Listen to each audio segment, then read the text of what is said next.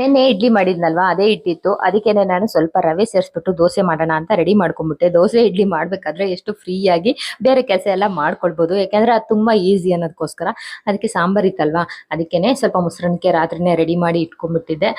ನೀರೆಲ್ಲ ಕುಡಿದ್ಬಿಟ್ಟು ಶಂಖಪುಷ್ಪ ಹೂವು ಎಲ್ಲ ಕಿತ್ಕೊಂಡು ಬಂದು ಹಾಕಿ, ಆಮೇಲೆ ಯಾವ ರಂಗೋಲಿ ಬಿಡೋದು ಅಂತ ನೋಡ್ಕೊಂಡು 11ರಿಂದ 6 ಬಿಟ್ಟಿದ್ದೀನಿ. ಎಷ್ಟು ಚೆನ್ನಾಗಿ ಕಾಣಿಸ್ತಾ ಇದೆ ಅಲ್ವಾ. ಇವಾಗ ದೋಸೆ ಹಾಕ್ತೀನಮ್ಮ ನಾನೇನೆ ಅಂದ ಚಂದು. ಹಂಗಾಗಿ ಮಕ್ಳು ಹಾಕ್ಬೇಕಾದ್ರೆ ಗೊತ್ತಲ್ವಾ, ಅಲ್ಲಿ ಹೋಗೋದು ಇಲ್ಲಿ ಹೋಗೋದು ಮಾಡ್ತಿರ್ತಾರೆ. ಆ ಗ್ಯಾಪಲ್ಲಿ ನಾನು 2 ದೋಸೆನ ಹಾಕಿ ಮೊಸರನ್ನಕ್ಕೆ ರೆಡಿ ಮಾಡಿ ಇಟ್ಕೊಂಡಿದ್ದೆ. ಒಗ್ಗರಣೆ ಕೂಡ ಹಾಕೊಂಡೆ. ಮನೆಯವ್ರು ಯಾವುದೇ ಕಾರಣಕ್ಕೂ ದೋಸೆ ತಿನ್ನಲ್ಲ, ಹಂಗಾಗಿ ಅವ್ರಿಗೆ ಚಪಾತಿ. ಈ ಸ್ಪ್ರೇ ಬಾಟ್ಲು ತುಂಬ ಚೆನ್ನಾಗಿದೆ ಆಯಿಲ್ದು. ನೀವು ಕೂಡ ಒಂದ್ಸಲಿ ತರಿಸ್ಕೊಂಡು ಟ್ರೈ ಮಾಡಿ ನೋಡಿ, ತುಂಬ ಚೆನ್ನಾಗಿದೆ. ನನಗೆ ತುಂಬ ಇಷ್ಟ ಆಯಿತು.